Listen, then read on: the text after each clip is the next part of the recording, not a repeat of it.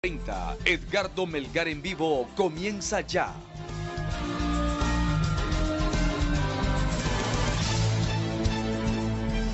Saludos amigos de 3030, qué bueno que están con nosotros. Hoy, domingo 2 de mayo, estamos listos ya para llevarles a ustedes un programa sumamente interesante, variado y de tremenda actualidad. No se lo pierdan, no se lo pierdan. Comenzamos esta noche con la candidata presidencial del PINU, del Partido Innovación y Unidad PINU, doña Dori Gutiérrez. Doña Dori, buenas noches. Muy buenas noches, licenciado Melgar. Muy buenas noches a todos los amables televidentes de este importante programa 3030, programa dominical. Pues estamos aquí aún con el dolor de la pérdida de nuestro querido hermano José de la Paz Herrera, pero pues atendiendo la invitación que muy gentilmente hizo su persona hacia esta servidora. Muchas gracias y patentizarle a usted nuestra muestra de solidaridad de todos los miembros del programa que hacen posible 3030 domingo a domingo, exteriorizarle a usted nuestro cariño especial, nuestra admiración, nuestro respeto y nuestra solidaridad en este momento tan difícil para usted, para la familia, para quienes conocían, para quienes no conocían al profesor José de la Paz Herrera. ¿La tomó por sorpresa la muerte del profesor? Bueno, sí, porque imagínese usted, licenciado, que hace un año él superó una crisis muy grave, que estuvo 3 semanas intubado, estuvo prácticamente inconsciente, en estado de coma, y bueno, se pudo superar esa crisis. Y pensábamos que esta iba a ser menos porque se trataba de le iban a hacer una breve apertura de las arterias, y pues pensamos que no iba a ser tan complicado, pero parece que su corazón ya estaba muy afectado y no resistió la intervención quirúrgica que le hicieron, y pues sí, nos tomó por sorpresa, porque como él había demostrado tanta fuerza en ocasiones más difíciles, pero bueno, Dios tiene sus tiempos y sus momentos y ya partió a la casa del Padre. Así es. ¿Por qué el nombre del profesor es José de la Paz Herrera, pero era conocido como Chela Tuclés? Bueno, José de la Paz Herrera es porque él no lleva el apellido paterno, nosotros somos hermanos de padre. La mamá de él es una señora que ya falleció y mi mamá, pues gracias a Dios está viva todavía, se llama Marta Gutiérrez, tiene 94 años y ellas pues fueron madres solteras, entonces yo llevo el apellido de mi madre y él lleva el apellido de su madre también, es Herrera, el de la mía Gutiérrez. Bueno, ¿por qué le dicen Chelato? Eso surgió Perdón, de una manera casual. Perdón. Sí. José de la Paz Herrera Sí. es porque era el apellido de la madre del profesor. Sí. Así es. Y usted Gutiérrez Así es. porque es el apellido de su madre. O sea que eran hermanos de padre. Así es. Somos hermanos de padre, hijos de madres solteras, como hay miles de niños y jóvenes que son hijos de madres solteras y que nuestras madres han sabido salir adelante a pesar de que no pudieron ir a una universidad, que no pudieron ir a un colegio. Mi mamá apenas hizo 5º grado, pero son mujeres guerreras que salieron adelante con nosotros, pues casi sin la ayuda, mejor dicho, sin la ayuda de una mano paterna. Sí. ¿Y por qué no era conocido como Chelato Herrera, sino como Chelato Tuclés? Porque es que a Chelato lo trajeron de Soledad al Paraíso, él nació en Soledad al Paraíso. Yo nací en la calle Real de Comayagüela, donde era antes la librería Navarro, que ya no existe esa librería. Entonces resulta que Chelato, un tío de él, lo trajo como a los 10 años, dicen que hasta venía descalzo el muchachito, pues porque su mamá estaba en condiciones de pobreza, y entonces el papá de nosotros era el mayor de los Uclés. Era el abogado Armando Uclés Sierra, que en paz descanse, él falleció hace 7 años. Entonces lo llevaron a la casa de nuestros abuelos en la primera avenida de Comayagüela. Y esa casa era conocida como la casa de los Uclés, eran como creo 8 o 9 hermanos, la mayoría de ellos futbolistas, ¿verdad? Entonces él entró ahí a esa familia, y entonces todo el mundo pues lo identificaba que efectivamente él era de la familia Uclés, pero no llevaba el apellido Uclés. Bueno. Pero fue conocido porque desde que lo trajeron, pues siguió viviendo ahí hasta que se fue a estudiar y ya después regresó, ya tuvo su vida independiente, pero ya tenía el sello Uclés y bueno, Claro. hasta el momento de su muerte, siempre toda la gente lo conoce como Chelato Uclés. ¿Y usted hubiera preferido que se conociera como Chelato Herrera o como Chelato Uclés? Bueno, es que yo creo que depende cómo las personas se acostumbran a decirle a uno. La verdad es que como ellos eran casi como, ¿cómo le diría? Un clan eran, porque eran la mayoría eran varones. Sí. Todos eran apellido Uclés. Chelato se crió con ellos. Mi abuela, sobre todo, doña Purito Uclés, lo quería mucho, y mi tía Lola Bueno. también. Bueno. Entonces él se fue Entonces, ellos lo incorporando arroparon. ahí y entonces, exactamente, Sí, ellos lo arroparon sí. y le dieron cariño y todo eso. Lo pusieron ahí en la escuela de cadetes, de la básica que le decían, Sí. pero eso a él no le gustó. Y entonces por eso buscó sus propios derroteros con el fútbol, que fue su pasión desde muy pequeño. Ahora lo entiendo muy bien. El por qué es Herrera, usted Gutiérrez, por qué es Chelato Así Uclés es. y no Chelato Herrera, y está muy bien, perfecto. Así es. ¿Cuántos hermanos Así de es. padres son Sí. ustedes? Bueno, somos 8 hermanos, fíjese, son 3, de padres somos 7, perdón, somos 3 mujeres y 4 varones, bueno, solo Chelato ya fallecido, ahora quedamos 6, pero digamos que somos como de 5 madres diferentes. Ah. Bueno, el típico hondureño, ¿verdad? Que Sí. tiene hijos por aquí, por Sí, acá, esa sí. es la realidad, y somos 7, pero como de 4 o 5 madres diferentes. Sí. Tengo una foto que compartir con usted, para que Sí. y con nuestros amables televidentes. Creo que esta foto nunca ha salido a luz pública, no sé, usted me podrá decir mejor. Es una foto del profesor Uclés. Vamos a ver si el profesor Uclés es el que está con las manos en la bolsa, ¿verdad? Él es el que está con la mano en la bolsa, tenía 12 o 13 años, y el que está al lado de él es Katy Uclés, que era mi tío, y era de la misma edad de Chelato. Entonces, fíjese usted, compare usted el cuerpo de Chelato, que venía de un municipio muy pobre y que sigue siendo muy pobre en Honduras, de Soledad del Paraíso, y del tío Katy, que también ya falleció, más o menos de la misma edad, y compare usted el físico de ambos, totalmente diferente. Se nota que uno fue creado en un ambiente, pues digamos, de mucha pobreza, y el otro en un hogar donde sí prácticamente se tenían resueltas todas las necesidades básicas, pues mi abuelo era perito mercantil y todo eso, entonces ya tenían un estatus diferente. No sé si no sé si pudiéramos, esa fotografía, creo que el profesor andaba descalzo en esa fotografía, o no. No, en esa no, No. en esa no andaba descalzo, pero sus hermanos de madre me cuentan a mí de que él anduvo descalzo muchos años. Sí. Y las otras personas que están ahí es mi tía Lola, Lola Uclés, que era de Escalón, y las 2 hijas de mi tía Lola, Claudia y Hilda creo que son, y Katy, que era el menor de los Uclés, porque Sí. esos Uclés eran un clan, eran como, creo, 9 eran. Sí, sí, sí. Entonces, Katy era el menor, entonces con Chelato eran de la misma edad y se llevaban como hermanos. De hecho, se querían muchísimo. Muy bien. Fueron los que crearon el equipo Atlético Español. Sí. Gliden se llamaba, era de la primera avenida de Comayagüela. Famoso porque así era antes. Sí. La gente en los barrios, en las colonias, se conocía mucho. Sí, entre los 7 hermanos, ahora fallecido el profesor José de la Paz Herrera. Bueno, ¿quién le puso ese nombre? José de la Paz. ¿La madre de él? El nombre José de la Paz es el nombre oficial de él, Sí. es el que aparece ¿Quién lo en su puso? partida de nacimiento y en su tarjeta de identidad. La madre, La mamá. porque él nació allá en Soledad del Paraíso, Muy bien. ¿verdad? Como ya le expliqué, de madre soltera, Sí. igual que yo. Sí. También dentro de los 6 hermanos que sobreviven al profesor José de la Paz está el doctor Javier Uclés, ¿verdad?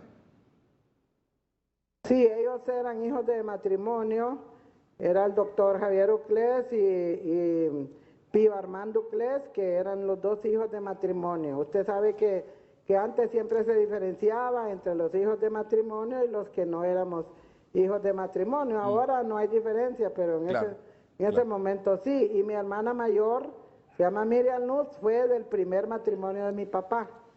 De ahí los demás, pues nacimos así con las mamás, pero no se casó el señor con ellas. Sí.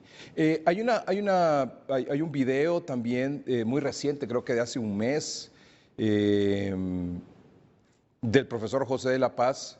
Ya vamos a conversar con usted, si me lo permite, hacerle unas preguntas de otros temitas también, ¿verdad? ¿Me lo va a permitir, doña Doris? Sí, con mucho gusto. Gracias, muy amable. Con mucho gusto. Quiero cerrar un par de cositas más. Quiero que veamos este video del profesor, no sé si había salido a lo público, hace un mes apenas, creo, ese video, usted lo puede decir mejor, doña Doris, bailando con la enfermera que lo atendía, que lo cuidaba, que le daba tratamiento ahí en su casa.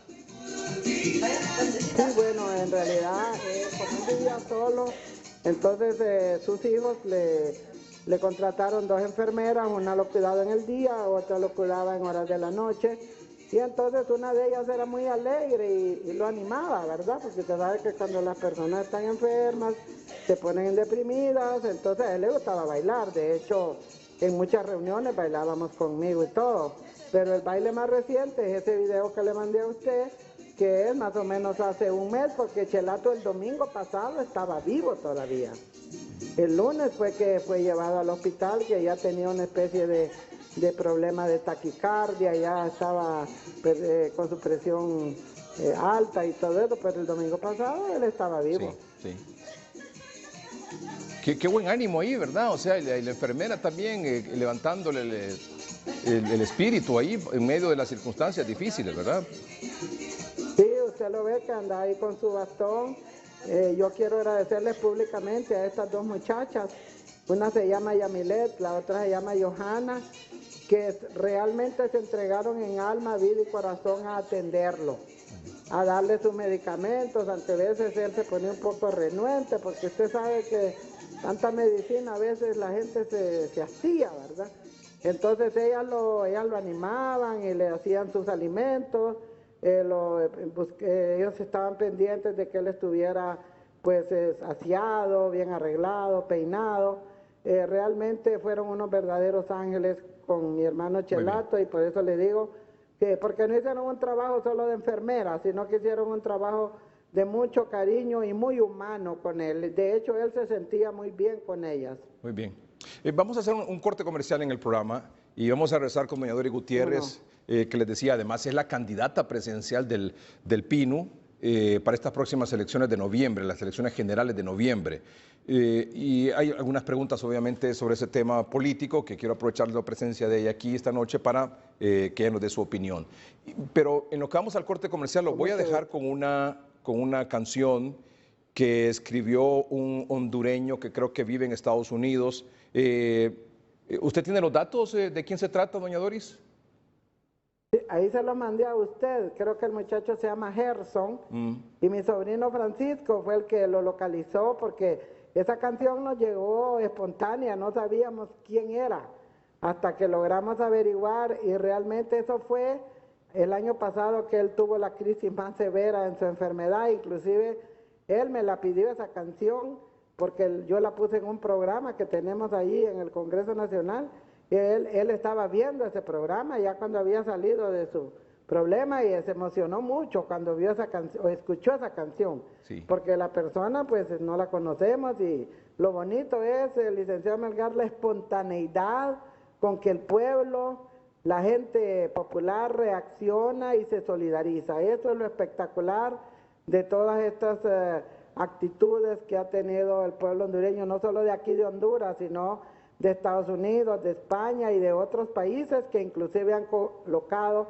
la figura de la imagen de Chelato en los estadios y recordándolo con mucho aprecio. Así es. Bueno, los dejamos con la canción que compuso Gerson, un hondureño que vive en Estados Unidos.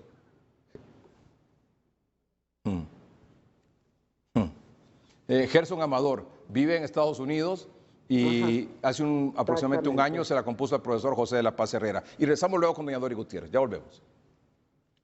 Voy a cantar esta canción que escribí para don José de la Paz Herrera, Chelato Plus, ya que él es el mejor entrenador de fútbol de Honduras. Y en un acto de agradecimiento intenté hacerle esta cancioncita. Espero que cuando la escuche le guste. En nombre de toda Honduras, hoy quiero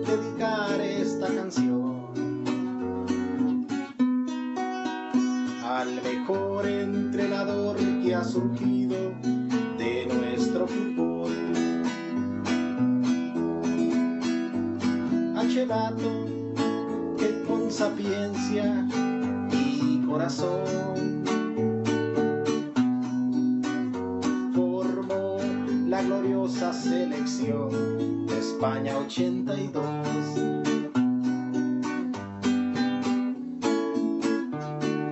Tiempo del pasado, cuando el fútbol se jugaba por amor. Preparado en Argentina, regresó nuestro gran entrenador, que por suerte formó aquella gloriosa selección. En alto a nuestra Honduras en el Mundial de España 82.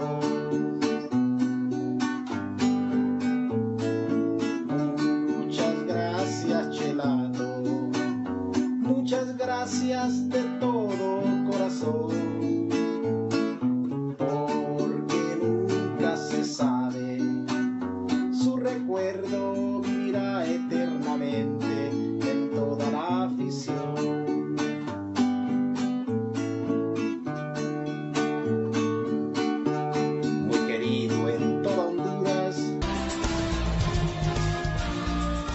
Doña Doris Gutiérrez, gracias por acompañarnos esta noche. ¿Cómo está eso de la candidatura presidencial? ¿Cómo surgió? ¿Usted la buscó? ¿Se la ofrecieron? ¿Cómo fue ese consenso? ¿Cómo fue esa decisión?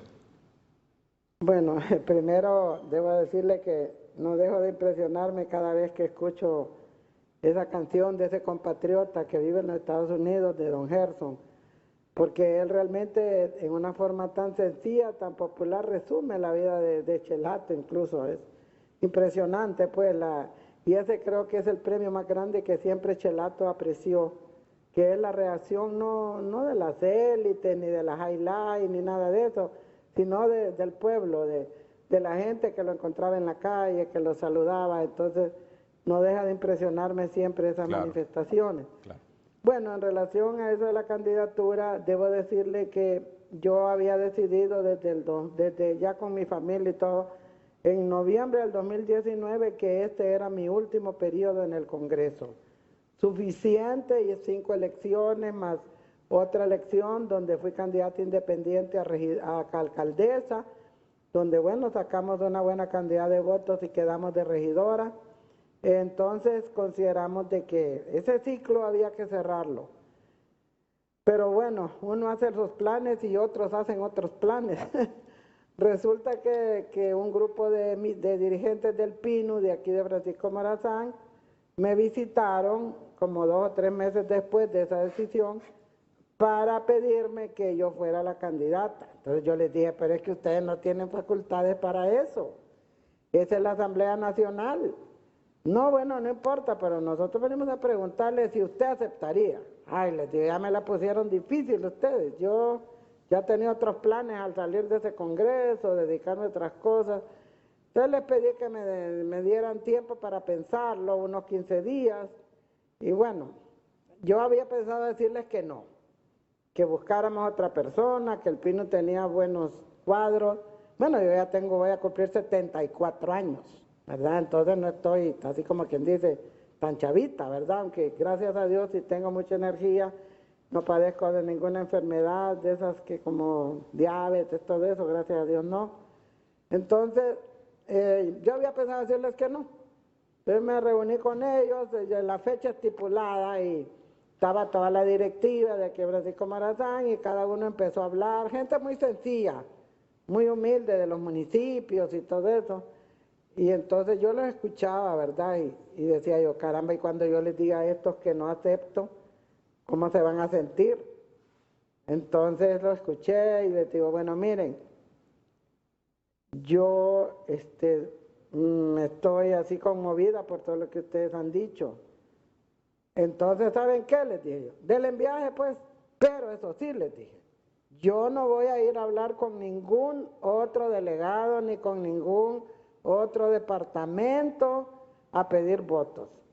Si ustedes quieren que yo sea candidata, hablen ustedes con los delegados, que son más de 100, explíquenles, busquen otros candidatos si quieren. Y bueno, pasó más o menos un año de eso, toda la pandemia, y entonces en enero pues dijeron que había que hacer la asamblea, que fue el 17 de abril, hace poco. Igual yo no sabía quiénes iban a votar a favor y quiénes en contra, porque ellos me dijeron, ustedes, no se preocupen por eso, nosotros vamos a hablar con los delegados. Entonces, bueno, llegamos a la asamblea, yo había escuchado que iban a haber otros 2 candidatos, entre ellos un señor que vive en Estados Unidos, que aspiraba a ser candidato, otro señor que vive en España. Yo les dije, pues ojalá que hayan otros candidatos, y bueno, llegamos a la asamblea, que fue, como les digo, hace 15 días, y el punto pues era nominar la candidatura presidencial, y pues se abrió ahí la oferta. Nosotros no dirigimos la sesión, sino que la dirigió la mesa, una mesa especial que se nombra para eso, no fue la directiva. Y entonces, bueno, me propusieron como candidata ahí los compañeros de aquí, Francisco Morazán, el abogado Anselmo Ordóñez, que es el presidente departamental. Y entonces, bueno, dijeron que hay otros candidatos, y pues nadie presentó nada. Y uno dijo, yo iba a presentar uno, pero como que no vinieron los que lo iban a apoyar, en fin, no presentaron otro. Entonces, ni modo, pues toca, como dice la palabra de Dios, cuando toca que desempeñes una misión hay que hacerlo. Y bueno, pues fue por unanimidad, porque nadie votó en contra. Yo quiero agradecerle a todos los delegados, gente de tierra adentro, la mayoría de ellos, que han confiado en mi persona. Algunos de ellos ni los conocía, los fui a conocer ahí. Y bueno, estamos ya como quien dice en el macho, y hay que jinetearlo. No está fácil esto. Bueno, pero ahora, esta es como la cereza del pastel de su carrera política. Ya con esto usted termina su aspiración a cargos de elección popular, ¿sí? Pues yo pienso que sí, porque imagínense que tengo 74 años y por esos destinos de la vida, porque cuando yo entré a diputada con Matías Funes, yo ni pensaba que íbamos a salir electos. Yo era la suplente de Matías y andaban un montón de compañeros detrás de la suplencia de Matías Funes. Yo nunca le dije, Matías, yo quiero ser su suplente. ¿Y eso en qué año fue? ¿Eso en qué año fue, doña Doris? ¿En qué año fue? Eso fue en 1996. Sí. Para participar en las elecciones de 1997, que fue la primera vez que participamos con la unificación democrática. Sí. Y entonces yo cuando acordé es que me propusieron de suplente, y bueno, saqué un montón de votos ahí. Está bien. Y ahí empezó la aventura, porque yo mi tarea había sido educadora, educando campesinos, trabajé en el Ministerio de Educación y todo eso. Esa había sido mi función principal, me encantaba todo esto de la educación en los diferentes niveles, y de repente saltar a la política era como, ¿y esto?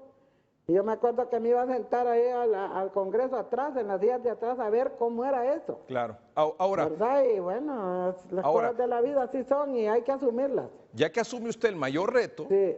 ya que asume usted este mayor reto, Sí. y usted es la candidata presidencial del PINU, ¿lo va a entregar en una alianza o va a llegar hasta el final como candidata presidencial del PINU?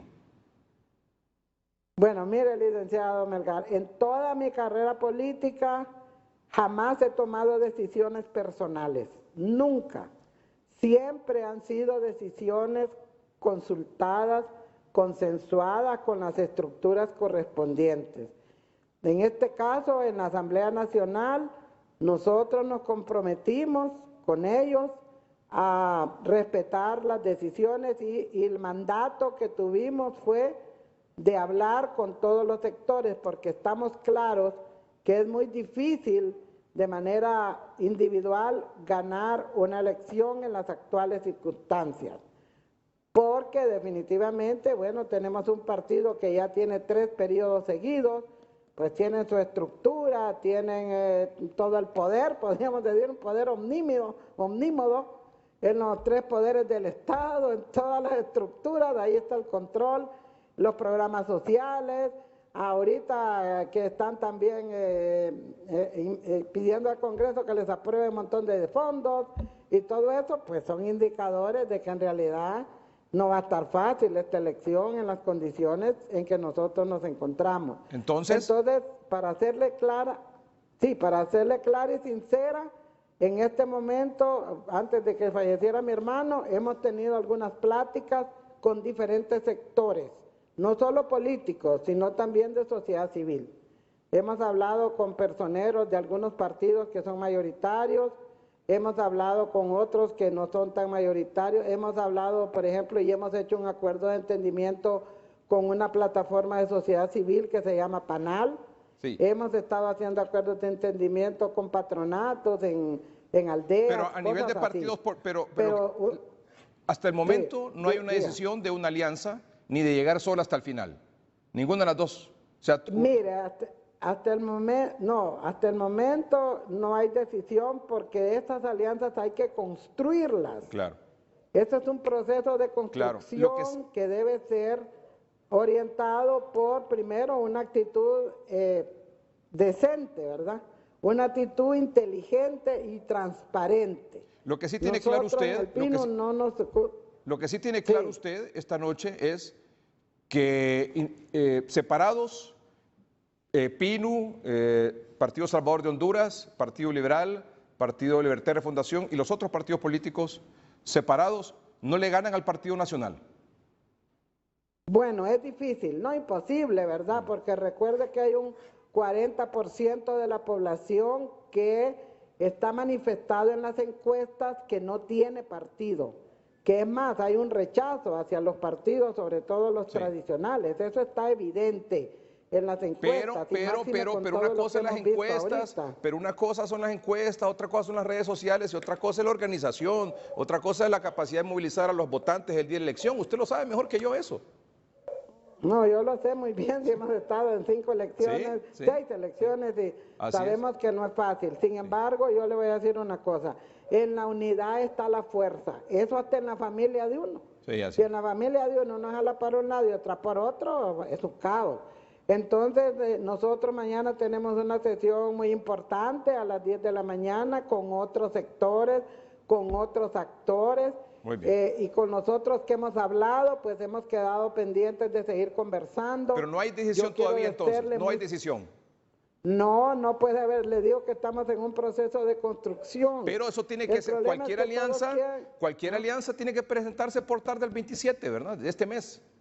No, ya sabemos, Sí. o sea que estamos contra el tiempo, porque no solo eso, licenciado Melgar.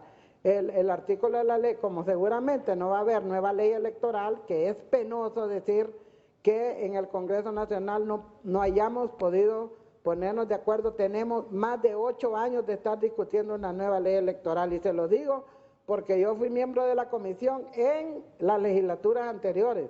Y ahora estuvimos, bueno, perdiendo el tiempo, diría yo, más de un año estuvieron ahí en una comisión, hemos aprobado bastantes artículos, pero ahora estamos, como dicen, ¿cómo es que dicen? Carrera de caballo y parada de burro.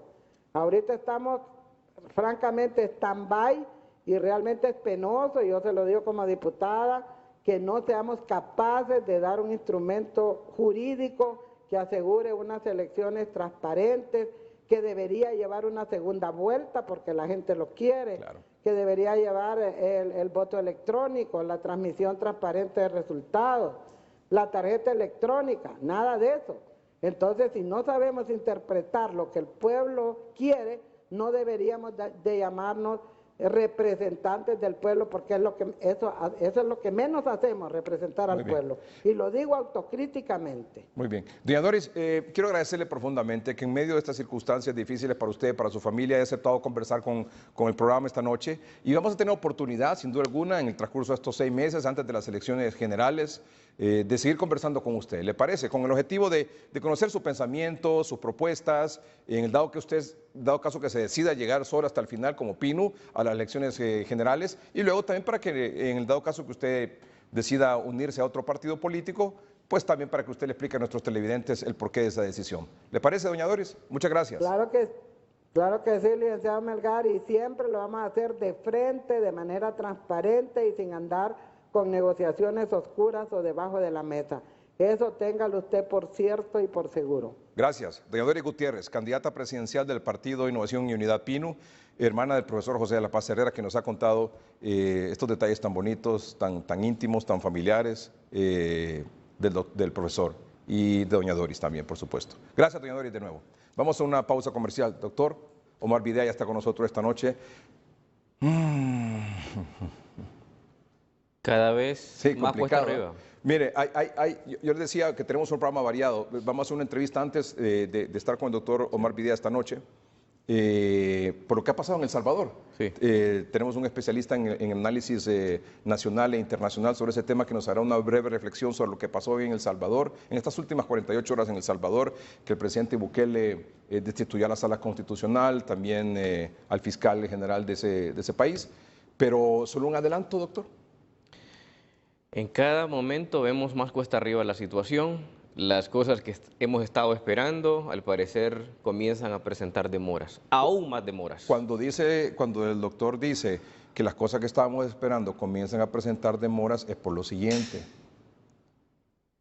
Para esta semana se ha anunciado que para el 6 de mayo se inicia la cuarta jornada de vacunación, aunque pequeñas, pero hay vacunación.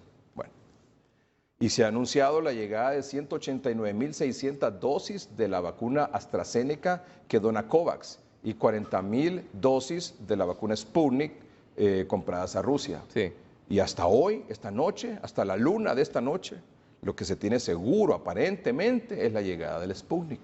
Así es. Aparentemente la AstraZeneca se está complicando la cosa por razones que evidentemente son internas y externas, ¿verdad? Pero que es una desgracia sobre desgracia la que estamos viviendo aquí. Ya regresamos.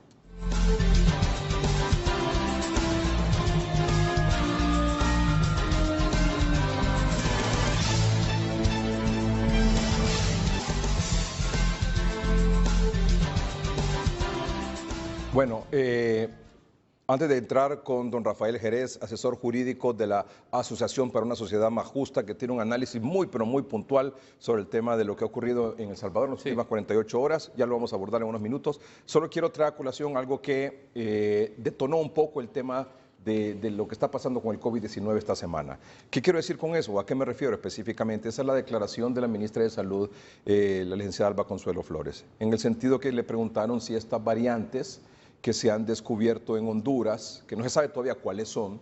Usted sabe que hay variante de la cepa esta del SARS-CoV-2, hay una variante del Reino Unido, hay una variante de Sudáfrica, hay una variante de Brasil, una de California y una de la India. Así es. Bueno, pero no se sabe aquí cuál es la que hay. Pero cualquiera de esas variantes, pues ya sabe usted lo que provoca. Cuando le preguntaron a la señora ministra sobre esto fue lo que ella dijo. Esta variante es que se multiplica rápidamente. No es que provoca muertes como se ha estado manejando, sino que se multiplica rápidamente, entonces podemos infectar no solo 3, 4 personas, sino una gran cantidad, y eso es lo que nos lleva a tener una ocupación hospitalaria bastante fuerte.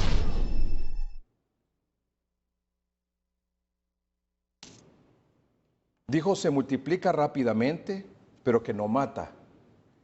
Y que al hecho de multiplicarse rápidamente es lo que mantiene una ocupación en los hospitales bastante fuerte. O sea, es una verdad a medias. Sí. Porque es verdad que se multiplica rápidamente. Y al multiplicarse más rápidamente, eso también implica que hay más personas contagiadas. Y le faltó agregar que estas nuevas variantes son más agresivas, los síntomas se desarrollan mucho más rápido en el paciente y el paciente se pone mucho más rápido con una situación grave, delicada y evidentemente demanda de una ocupación de una cama de hospital. Entonces es una verdad media porque estas nuevas variantes sí matan, ¿verdad? Pero lo que me llama la atención y lo que quiero traer a colación es porque aparte de eso, yo creo que la ministra no leyó el mismo comunicado que la CESAL sacó el 28 de abril. Mire ese comunicado. Ese comunicado dice, en el numeral 1, dice que el Laboratorio Nacional de Virología ha confirmado la presencia en el territorio nacional de al menos una variante de preocupación del virus SARS-CoV-2. Estamos ahí, ¿verdad? Sí. Bueno, pero mira el numeral 5 lo que dice. Se continuarán las actividades de vigilancia laboratorial considerando que las mutaciones son esperadas como parte de la evolución durante la propagación de cualquier virus. Cualquiera de estas variantes del virus SARS-CoV-2 tiene una capacidad de transmisión más alta porque genera una carga viral mucho más elevada en el organismo humano y aunque no se ha comprobado que genera una enfermedad más grave, sin embargo, aumenta el número de personas infectadas en todos los grupos de la población, incluidos los más vulnerables, lo que pueden agravar y morir ante la infección. Sí, mucho más congruente, ¿no? O sea, entonces, ahí yo le pido a la ministra que por favor se ponga de acuerdo con la gente de su Laboratorio Nacional de Virología para que den de parte de ellos un mensaje más claro y contundente a la población. El comunicado es correcto, dice lo que puede agravar, agrava y se mueren por la infección, haciendo referencia a las nuevas variantes del COVID-19, de este virus. Bueno, ese es un punto que yo quería dejar claro ahí para que por favor se pongan de acuerdo ahí entre las mismas autoridades de salud. Cuando en el numeral 1 dice que se trata de una variante de preocupación, quiero decir que hay diferentes tipos de variantes. Está la variante, variantes de interés, variantes de preocupación y de gran consecuencia. Ya vamos a hablar de eso un poquito más adelante. Pero la variante de preocupación, ¿qué dice el Centro para el Control y la Prevención de Enfermedades CDC de Atlanta, Estados Unidos, sobre esa variante de preocupación? Veámoslo ahí, full pantalla, por favor, pantalla completa. Variante de preocupación, dice, variante para la cual existe evidencia de una mayor transmisibilidad, casos más graves de enfermedad, por ejemplo, mayor cantidad de hospitalizaciones o muertes, reducción significativa en la neutralización por los anticuerpos generados durante una infección anterior o la vacunación, menor efectividad de los tratamientos o las vacunas o falla de detección de diagnóstico. Ahí está claro, generan más hospitalización, más graves y muerte. Eso lo dice el Centro de Control y Prevención de Enfermedades. Disminuye la efectividad de las vacunas, bueno, unas más que otras. Y eso ya lo vamos a ver más adelante, la efectividad de las vacunas contra las variantes actuales. Por ejemplo, aquí en Honduras, dentro de las variantes de preocupación que ha encontrado el Laboratorio de Virología, puede estar la del Reino Unido, la de Sudáfrica, la de Brasil o la de California. Sí. Ojo con eso, no se sabe cuál es, pero cualquiera de ellas es mortal. ¿Cómo está la eficiencia de las vacunas con respecto a estas variantes? Lo vamos a ver en unos minutos. Pero lo otro que dijo la ministra fue lo siguiente, que se multiplica mucho más rápido y la ocupación en los hospitales entonces es bastante fuerte. Pero yo quiero agregar algo más, doctor Videa, discúlpeme, antes de entrar con usted. No solo la nueva variante es responsable de que los hospitales estén como estén. Sí. No solo porque tengamos una nueva variante, los hospitales están como están. Porque igual el año pasado no teníamos estas variantes, póngale de octubre para atrás, sí, no teníamos estas variantes y sin embargo los hospitales estaban como estaban. ¿Cuáles? Le voy a dar aquí 10. Le voy a dar aquí 10 razones por las cuales los hospitales están como están. Por favor. Los hospitales están como están porque en primer lugar no hay un testeo masivo que identifique dónde están los casos. Es decir, ya no hay brigadas médicas. No hay seguimiento a los contactos de los positivos. Faltan triajes en lugares donde se ha confirmado que hay una mayor cantidad de contagiados. Y hay muchos triajes a nivel nacional cerrados o funcionando a medio vapor, mediodía o terminan temprano en la tarde, no trabajan los fines de semana. No se fortalecieron los triajes. No hay una vigilancia ni cercos epidemiológicos para evitar que el virus se siga propagando. No hay una vacunación ni masiva ni constante. No se fortalecieron los hospitales. La población no sigue las medidas de bioseguridad y evidentemente no hay un liderazgo transparente, inclusivo y enérgico que genere confianza. O sea, aparte de que efectivamente las nuevas variantes provocan esta transmisión más rápida y más grave en los pacientes, aquí le estoy dando yo a las autoridades 10 razones más por las cuales los hospitales están como están. Es una evidencia clara de que pensar que con solo llenarse de palabras y de frases justificando una realidad, cuando la realidad lleva un entorno y el entorno es lo que se ha planteado en estos 10 ítems que describen que si no hay una contención, no va a haber un control efectivo de la pandemia. Y lo que va a ocurrir es que se va a seguir incrementando, lógicamente, la mortalidad como lo hemos visto, ante las variantes, pero no la cantidad de casos que usted puede hacer contención y contención que se ha perdido. Y Claro. este no es todo lo que vamos a ver. Así es. Entonces usted ve ahí que aparte de que las variantes estas son más transmisibles, o sea, que se transmiten más rápido. Y más patogénicas, que significa que producen enfermedad. Ya no hablamos de los asintomáticos en un gran porcentaje, ahora los asintomáticos es un bajo porcentaje. Ahora, el que contrae el virus Desarrolla síntomas. desarrolla en su gran mayoría. síntomas. Bien. Entonces, entonces, estas razones, aparte de la variante estas que pueden haber en Honduras, y vean, no haya una variante catracha, Sí. ¿verdad? Estas son las razones por las cuales los hospitales están como están. ¿Y cómo están los hospitales hoy? ¿Sabe cuántas camas para unidad de cuidados intensivos hay en Honduras hoy? 6 nada más. 3 en el Mario Catarino Rivas y 3 en el Hospital Santa Rosa de Copán en Occidente. Muéstreme la gráfica, por favor, de los hospitales y la mostramos. Mire, por ejemplo, las UCI en el Instituto Cardiopulmonar, 100%. La UCI en el Escuela Universitario, 100%. La UCI en el María, 100%. La UCI en el San Felipe, 100%. La UCI en el Catarino Rivas, 75%. Hay una capacidad de 12, están ocupadas 9. ¿Cuántas quedan? 3, ¿verdad? 3. Bueno, ahí está la cosa. En el Leonardo No. tenían UCI, ya no tienen Perdieron. UCI. La gráfica de abajo. Mire, por ejemplo, cómo está la UCI de Occidente, 75%. Tiene 12, capacidad, ocupación 9, tiene 3. Más las 3 del Mario Catarino Rivas son 6. Porque mire cómo está la UCI del Hospital del Sur, 100%. Y de ahí pare de contar, no hay más UCI. Mire cómo está el Gabriel Alvarado en Danlí, 106%. En Intibucá, el Enrique Aguilar Cerrato, 108%. El Roberto Soso Córdoba en La Paz, 103%. San Marcos, 90%. Mire cómo está la situación. Entonces solo tenemos 3 camas disponibles en Santa Rosa de Copán y 3 camas disponibles en el Mario Catarino Rivas. 6 en UCI. O sea, un paciente que está en sala COVID y que se complica y que necesita entrar a una UCI, ¿qué le pasa? Tiene que quedarse en la sala. Tiene que quedarse en la sala y lastimosamente más del 90% de esos casos terminan falleciendo porque no hay dónde responder. La UCI está llena. Sí. Y este paciente que está aquí se complica y necesita entrar a UCI, pero la UCI está llena. ¿Cómo hace? Se muere. Y eso es lo que ocurre. Por eso es la letalidad o la mortalidad que ocurre a nivel de los hospitales públicos. ¿Por qué la gente se muere en sala? ¿Se ha preguntado usted por qué en sala, en los hospitales privados, no se muere la gente? Porque en sala de aislamiento son para pacientes moderados.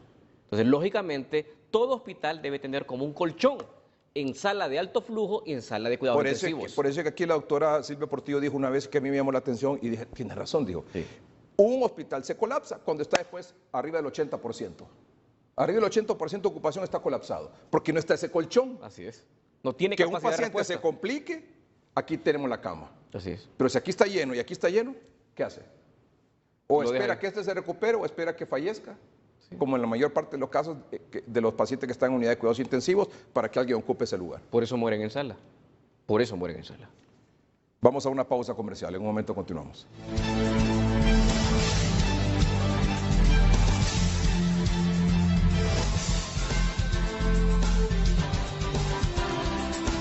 Bueno, desde ayer en las distintas emisiones informativas de hoy mismo y hoy también en nuestras redes sociales hemos estado informando muy detenidamente lo que está ocurriendo en El Salvador. El presidente Nayib Bukele, bueno, la asamblea, la nueva asamblea, los diputados, la mayoría afines al presidente Nayib Bukele, decidieron la destitución de los miembros de la Sala Constitucional de la Corte Suprema de Justicia y del fiscal general. Tenemos un resumen de lo que ocurrió hoy, entre ayer y hoy, y luego tenemos al abogado Rafael Jerez, que es el asesor jurídico de la Asociación para una Sociedad Más Justa, con un análisis sobre este tema. Veamos. El Salvador celebró el pasado domingo 28 de febrero elecciones para renovar su Congreso y todas las alcaldías.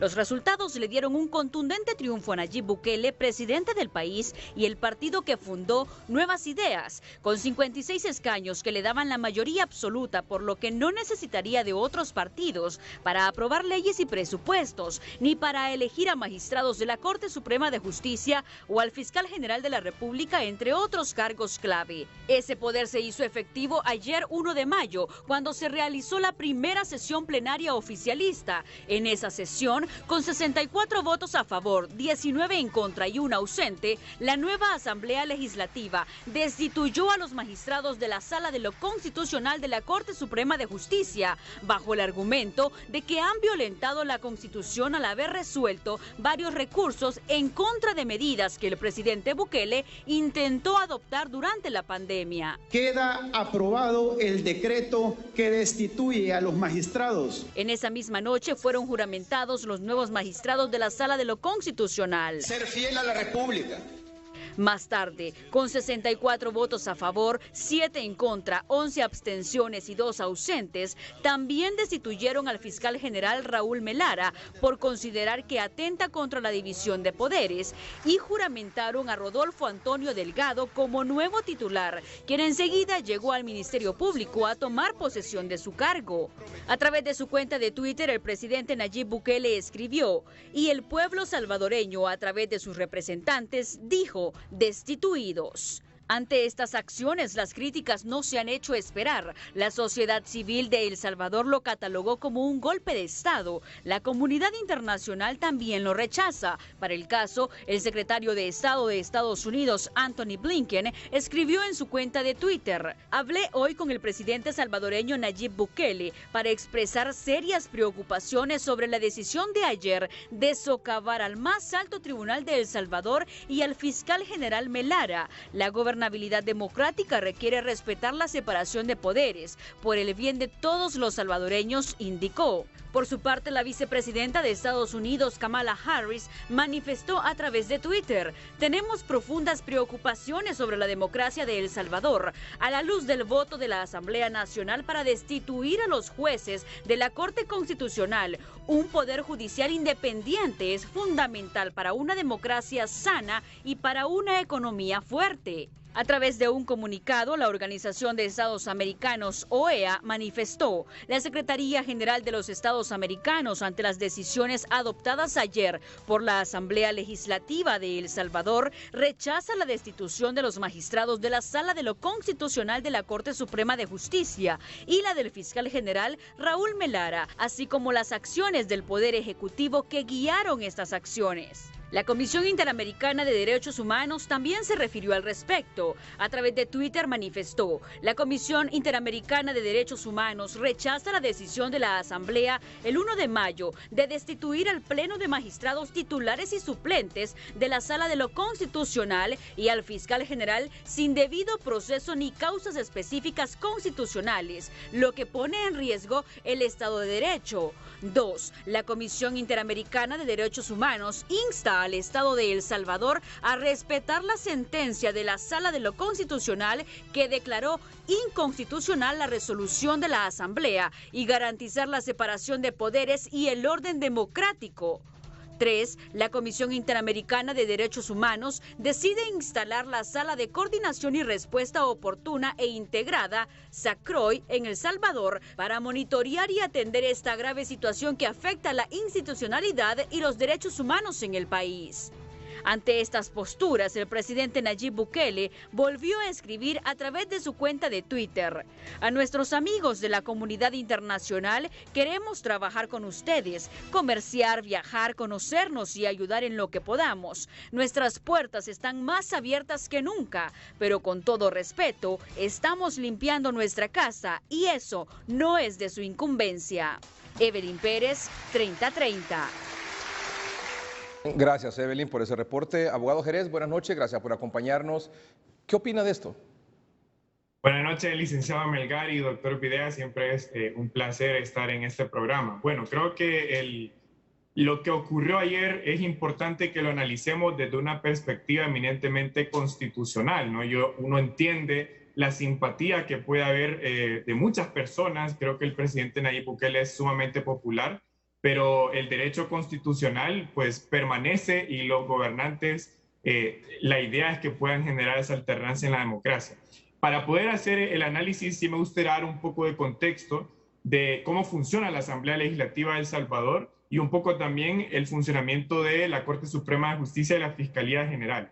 En este caso, la Asamblea Legislativa de El Salvador está integrada por 84 diputados y diputadas. Naturalmente, el número es proporcional al número de habitantes. Y el periodo legislativo es de 3 años. Se renueva cada 3 años, es más corto que el hondureño. En este caso, el 28 de febrero de este año 2021, se celebraron las elecciones legislativas, y esa es otra característica, que las legislativas se celebran separadas de las presidenciales. Y era la primera vez que participaba un partido propio del presidente Nayib Bukele, que en este caso es el partido Nuevas Ideas. En el último periodo legislativo, los dos partidos tradicionales, la Alianza Republicana Nacional, ARENA, y el Frente Farabundo Martí de Liberación Nacional, FMLN, controlaban la asamblea y tenían la mayoría calificada para poder tomar decisiones. A partir del 28 de febrero esta historia cambió. El partido Nuevas Ideas por sí solo concentró 56 curules. Y esto es justamente el número que exige la Constitución salvadoreña para poder tomar decisiones con mayoría calificada, 56 votos. Y la mayoría simple de 43, es decir, realmente con su fuerza política manifestada en el Congreso, el partido del presidente Bukele no necesitaba ni siquiera negociar con otros partidos.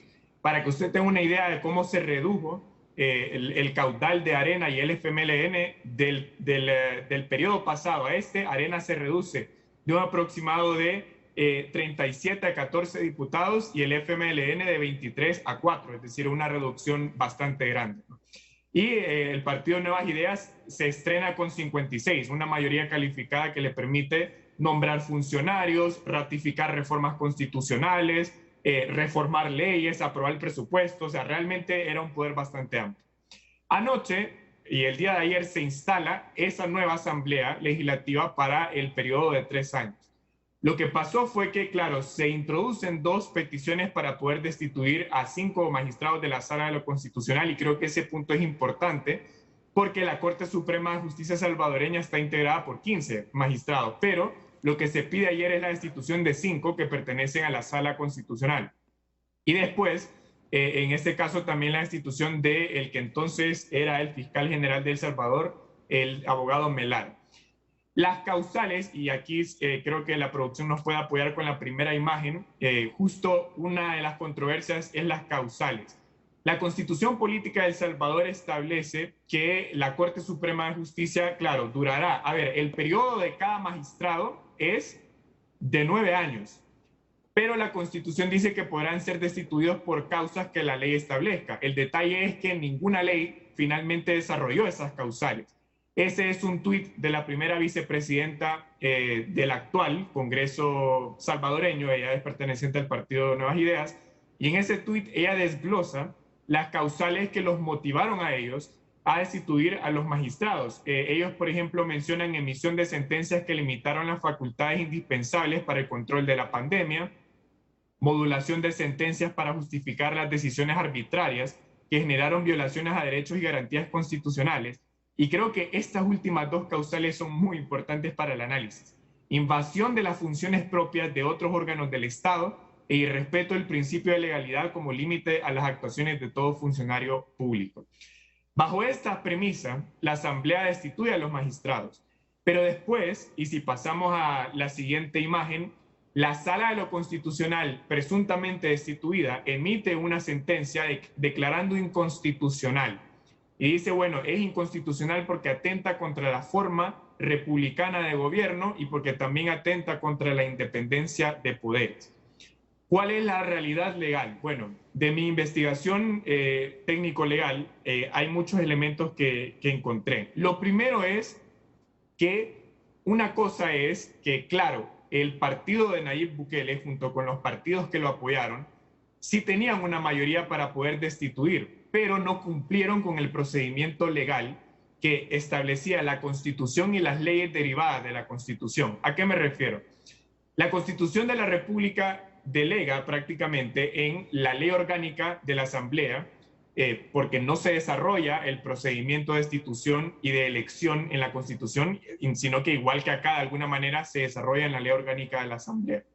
En ese cuerpo legal se establece, y también en el del Poder Judicial, se establece que la elección de los magistrados de la Corte Suprema deberá darse a través de un procedimiento que inicia con el Consejo Nacional de la Judicatura de El Salvador. Aquí se elabora una lista con la participación de una federación de asociaciones de abogados salvadoreños y se da todo el proceso de concurso abierto y público. Y ahí se hacen las entrevistas, todo el proceso que es muy similar al de acá. Después se elabora una lista y esa lista se somete a votación de la Asamblea Legislativa. Y de ahí se integran a los magistrados que, a diferencia de Honduras, no se eligen los 15 al mismo tiempo, sino que cada 3 años se van renovando. Ayer no se siguió este procedimiento y de hecho, en el caso de la Asamblea, una vez que la lista llega a la Asamblea, el procedimiento pasa a control de una comisión política y después del Pleno para su elección. Lo mismo pasa con el fiscal general, pasa por un proceso abierto y es dirigido por una comisión política en el seno de la Asamblea. Ayer eso no ocurrió. Se sometió primero la destitución, se someten las causales, se aprobó por mayoría calificada de más de 56 votos de los 84 y se destituyó. Y después se procede al nombramiento de los que ahora son considerados como magistrados de la Sala de lo Constitucional y el nuevo fiscal general. Naturalmente esto genera vicios de inconstitucionalidad y muchas personas preguntan, bueno, ¿qué pasó entonces cuando la Asamblea decreta la destitución y después la Sala, presuntamente destituida, emite una resolución de inconstitucionalidad? Bueno, es que al tener vicios de inconstitucionalidad, el decreto legislativo no debió haber sido válido.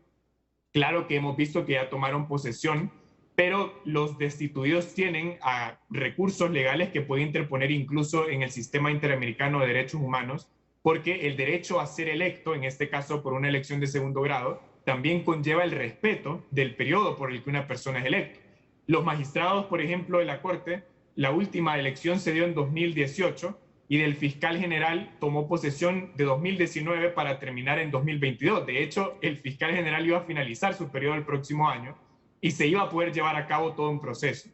Entonces, creo que para el ciudadano que nos mira, es importante tener en cuenta que más allá de que exista una mayoría arrolladora, que eso se reconoce, nadie desconoce la popularidad y el caudal electoral y en este caso la maquinaria de nuevas ideas, pero hay un debido proceso que se tiene que respetar, ¿no? Y creo que precisamente a eso se debe la reacción de la comunidad internacional. Incluso si miramos la siguiente imagen, que si producción me apoya, a inicios de este año, The Economist, y ya con esto voy cerrando, publicó el índice de la democracia, que lo publica cada año para evaluar el estado de la democracia de distintos países del mundo. Y aquí algo muy importante fue que ya desde inicios de este año, y uno puede ver el título de ese apartado especial que le dedicaron a El Salvador, el título dice Autoritarismo en El Salvador, un dictador en construcción. Es realmente interesante que ya desde ese momento The Economist daba estas proyecciones y de hecho en el texto, que es un poco extenso, menciona los enfrentamientos del Poder Ejecutivo salvadoreño con otros poderes del Estado y también los atentados, es decir, las discrepancias contra la libertad de prensa en El Salvador y el desacato de algunas de las sentencias precisamente de la Sala de lo Constitucional. Entonces, precisamente creo que para terminar el análisis, y va a dar mucho que hablar, es preciso remitirnos a la Constitución salvadoreña, la Ley Orgánica de la Asamblea y también de la Fiscalía General, para poder entender el alcance constitucional, y creo que al final la gran reflexión es que lo popular no siempre termina siendo lo democrático. Interesante esa última frase, lo popular no necesariamente siempre termina siendo lo democrático, porque a pesar del gran apoyo popular que tiene, el tema de las vacunas es incuestionable, innegable, el tema de las tablets para el sistema educativo primario y secundario es realmente impresionante, pero una cosa es el apoyo popular, que yo gané, yo mando, yo tengo la mayoría, y otra cosa es el respeto al debido proceso, es decir, al proceso para la destitución, en este caso, de los magistrados y del fiscal general. Tengo dos preguntas para usted. ¿Eso significa, que me llama la atención, que la última reunión que hubo de las autoridades de Estados Unidos con respecto a los países del Triángulo Norte, Honduras, Guatemala y El Salvador, sobre temas migratorios, de corrupción y de respeto al Estado de Derecho y fortalecimiento de la democracia, fue en Guatemala con los guatemaltecos. No hubo reunión en El Salvador y los de Honduras tuvieron que ir a Estados Unidos para reunirse con algunos funcionarios allá. Correcto. ¿Hay algún síntoma que usted pueda percibir ahí? Sí, creo que hay un mensaje bastante claro desde inicios de este año. Cuando se constituye este tema del enviado especial de Estados Unidos para el Triángulo Norte, lo primero que el señor Ricardo Zúñiga comenzó a hacer fue buscar interlocutores válidos. A la par de esto, creo que es importante que consideremos que ya el Congreso estadounidense, por ejemplo, la congresista Norma Torres, un grupo de senadores, ya habían presentado legislación para la lista Engels, la lista de Norma Torres, que ahí eran en cooperación con el Departamento de Estado y el financiamiento, pero a la par, de hecho, la lista Engels tenía como requisito crear esa figura del enviado especial. Se crea y ahí inicia el proceso de búsqueda de interlocutores válidos. El primer interlocutor de alto nivel que el gobierno de Estados Unidos busca es el gobierno de Guatemala.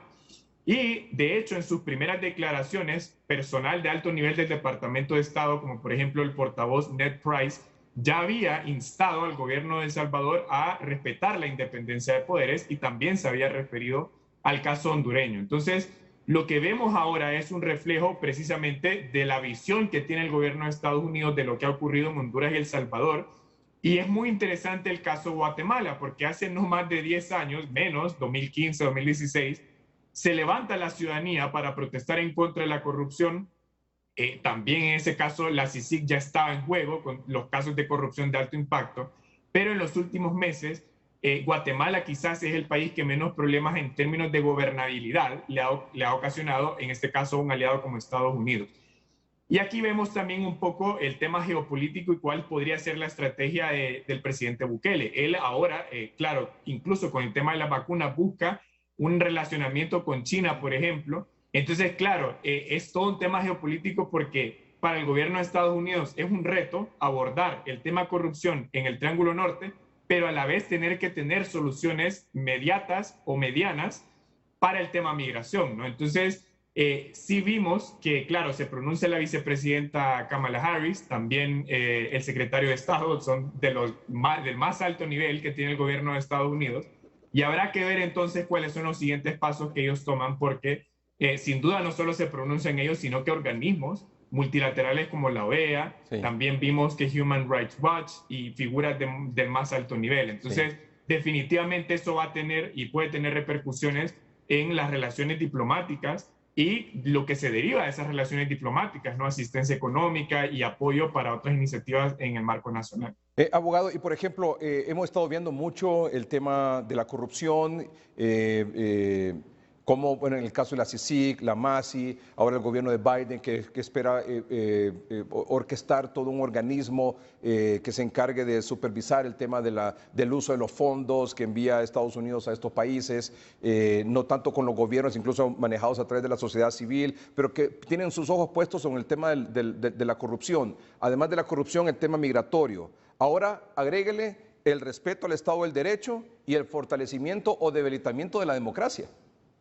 Definitivamente, y de hecho ellos ya lo han mencionado, ¿no? Que una condición sine qua non para poder tener esa relación con los jefes de Estado, con los gobiernos, es la corrupción, el combate a la corrupción, pero el fortalecimiento del Estado de Derecho. Y han hecho énfasis en la independencia de poderes.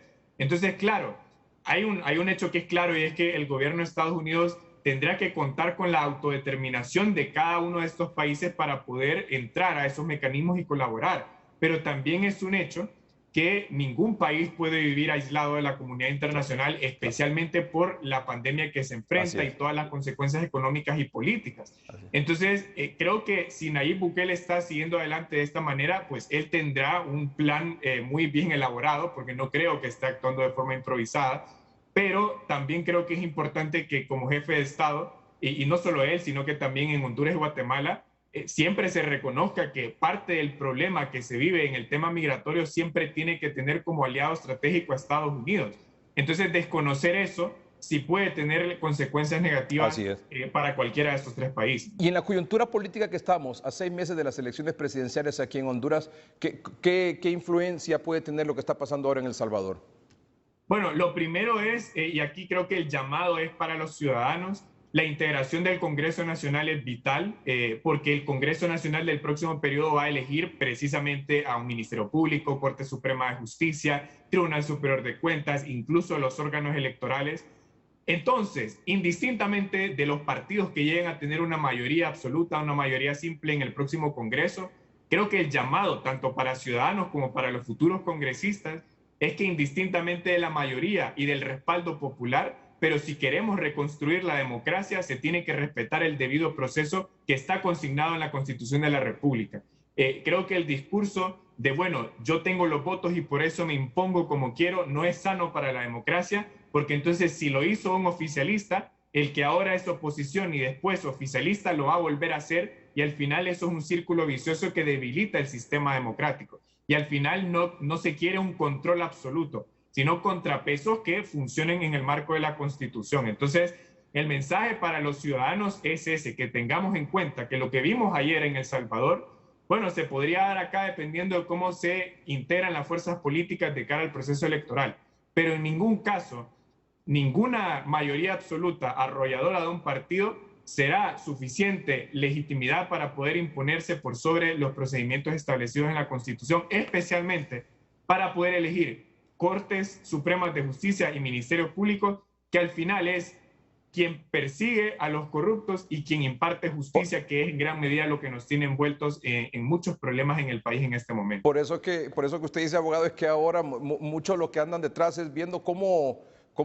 salen de diputados o ponen sus diputados, etcétera, etcétera, porque el próximo Congreso, usted lo decía, va a elegir el próximo fiscal, va a elegir la nueva Corte Suprema de Justicia, y muchos están más interesados no en quién gana la presidencia, sino en quiénes quedan como diputados, ¿verdad? ¿Cómo hago yo para que mis amigos, mis correligionarios queden ahí, verdad? Claro, y recordemos que ahora mismo un diputado, entre las prerrogativas que tiene, es la inmunidad parlamentaria, ¿no? Que es incorrecto que se haya aprobado, pero existe. Y bueno, hay recursos de inconstitucionalidad pendientes, pero claro, el atractivo para muchos políticos es llegar al Congreso por la prerrogativa, pero también por la influencia que eso va a tener en futuro. Recordemos una cosa, aquí tenemos en juego temas como la extradición, los presupuestos generales de la República, la elección de funcionarios que esperamos que puedan hacer cumplir la ley. Entonces, no es poca cosa lo que vamos a elegir en noviembre. Así es. Y por eso no podemos concentrarnos solo en la presidencia de la República, definitivamente. Así es. Por eso es importante el mensaje al elector, ¿verdad? Fíjense por quién va a votar para diputado, y luego, abogado, ahí vamos a estar con usted y con todas las organizaciones de los jóvenes, de todas las organizaciones en defensa de un proceso limpio y transparente, no solo que se respeten los votos para presidente, sino mucho ojo en el voto para los diputados. Muchas gracias por su contribución, como siempre, abogado Jerez. Muchas gracias a usted, licenciado Melgar, y también un saludo al doctor Videa. Y bueno, Honduras siempre tiene que estar por encima de cualquier color político, y creo que ese es el mejor mensaje que le puedo dejar a los jóvenes. Buenas noches. Muchas gracias. Abogado Rafael Jerez es el asesor jurídico de la Asociación para una Sociedad Más Justa. ¿Estamos listos, doctor? Estamos listos. Con la presentación que nos tiene esta noche usted. Así es. Estamos preparados para seguir advirtiendo a la población. Estamos con que la Sputnik viene el martes, ¿verdad? Eso es lo que nos han dicho. Venía el viernes pasado, pero dicen viene el martes, martes 4, y supuestamente 40,000 dosis. Y nos dicen para que también ciertas regiones. Y nos dicen también que 189,600 de AstraZeneca llegan el martes, dosis. Sí. Pero eso de AstraZeneca como que se ha tambaleado un poco en las últimas horas, ¿verdad? Sí. Y esperemos que no, doctor. Es que este país ya no necesita más desgracias, doctor, por favor. Por favor, doctor. Nos quedan hasta el 15 para poder vacunar a este grupo de los 48,000. Que se vacunaron con AstraZeneca. Dosis. Ya regresamos, ya regresamos.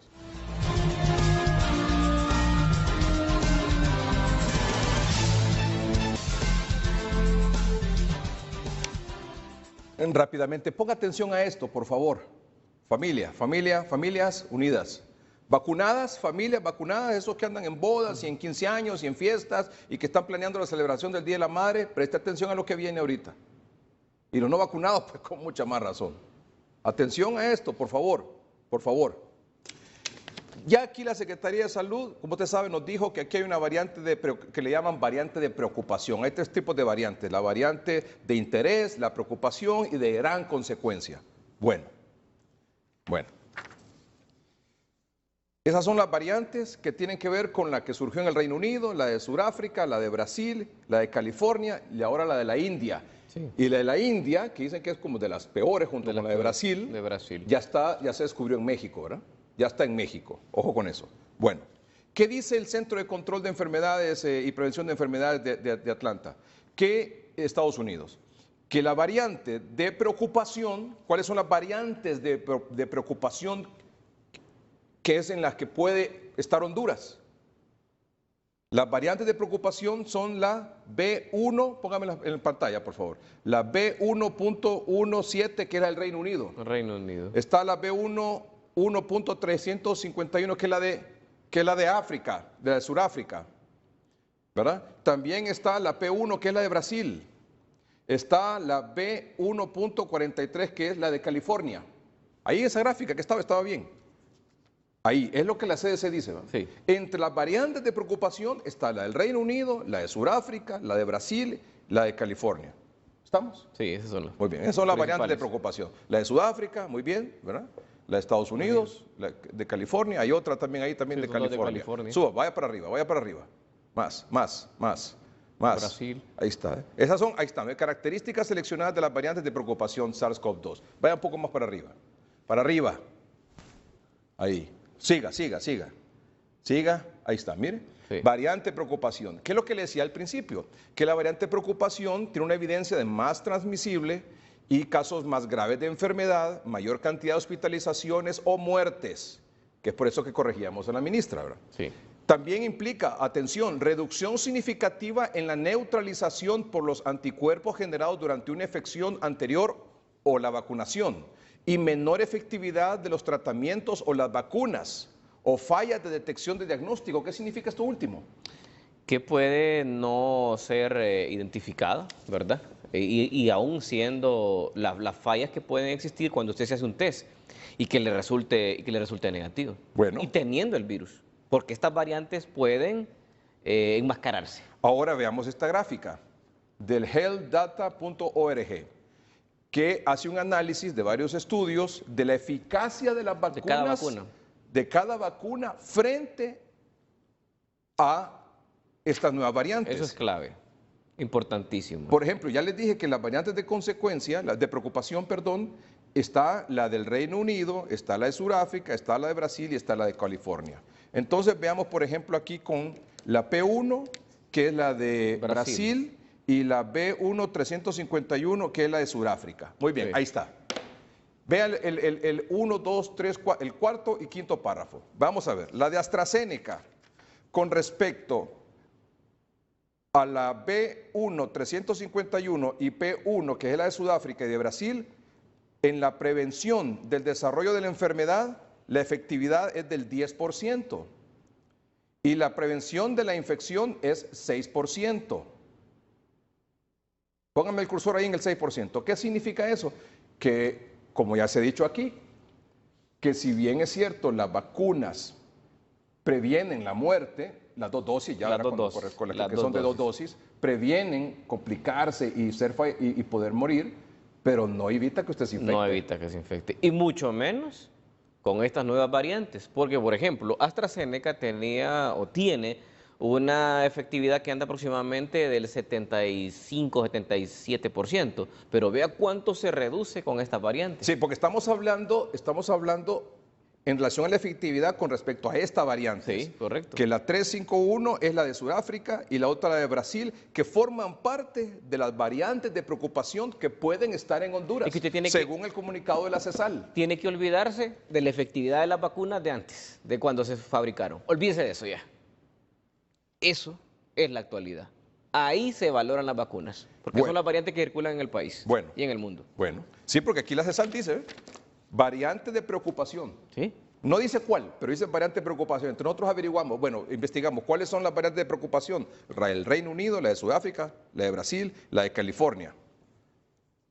Y aquí está la efectividad de las vacunas con respecto a la prevención de la infección y a la prevención de la enfermedad. Una cosa es que usted tenga los síntomas, otra cosa es que la desarrolle. Sí, bueno, la AstraZeneca ya la vimos. Veamos la Moderna, que aquí se aplicaron, ¿cuántas fueron?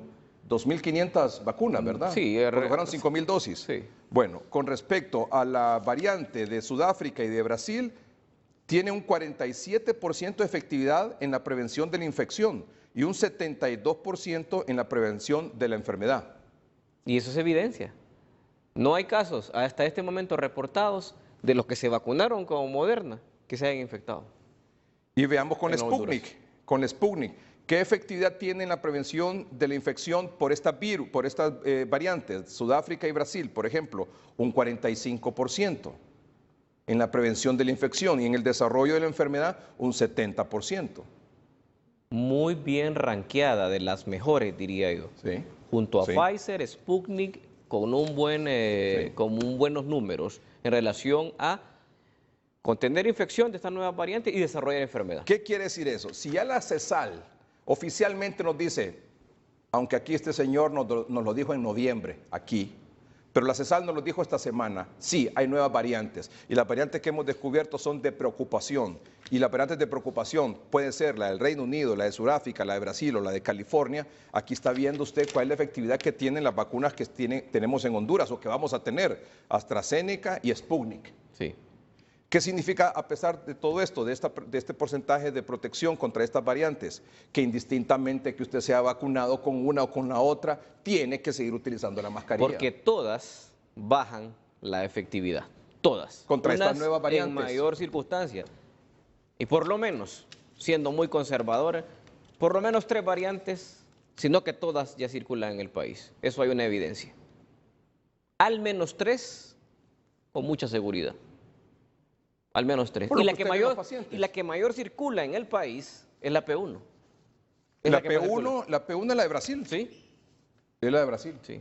Y es una de las más agresivas. Sí, es de las más agresivas. Doctor, ¿cómo estamos? Mire, Estamos la letalidad en este momento, el departamento de Copán con un 4.9%. Y lo advertimos el jueves anterior, en el noticiero hoy mismo, lo que le estaba pasando al departamento del Empira. El departamento del Empira con el 3.8% se posiciona en ese segundo lugar. Y vemos cómo... Doctor, pero estamos hablando de estos 3 días, jueves, viernes, sábado y domingo, 4 días. Sí, porque todos estos días se han reportado, de hecho, en el departamento del Empira, 4 decesos de los 111 que tenemos acumulados hasta esta fecha. Y eso es producto de que falta la contención, vemos que cada vez más nos debilitamos. Y en el tema de la relación de las vacunas, de la adquisición, en el siguiente cuadro vemos que, lastimosamente, Honduras se sigue quedando estancado. Recordemos, el país de Guatemala ocupaba la 4ª posición en este gráfico. Continúa en la 4ª posición, pero con una adquisición mayor de vacunas. Teníamos el 0.8% para vacunar a la población en Guatemala. En este momento se incrementó al 1.8%, producto de que en este momento tiene 608.200 vacunas de 286.000 que tenía hace una semana. 400.000 vacunas que llegaron a Guatemala. Y nosotros en Honduras seguimos con las 59.000. Seguimos teniendo la positividad más alta. Guatemala, doctor. Por supuesto. Bueno, con 500.000 casi de vacunas. O sea, esto es, o sea, hoy... Sí, son actualizaciones que las hacemos diario. Lo que correcto. tienen, no lo que van a tener, porque si nosotros agregamos ahí las que supuestamente van a ir de Sputnik, de 40.000 dosis, y las 189.600 que están ahí, que sí, que no, de AstraZeneca, de COVAX, subiríamos un poquito más, pero es que no las tenemos. Pero es que Honduras es el primer lugar en promesas, en vacunas. Honduras ya tiene más de 5 millones. Sí. Si solo la Sputnik son 4.2 millones. Sí, es cierto. Que solo falta esperar que lleguen.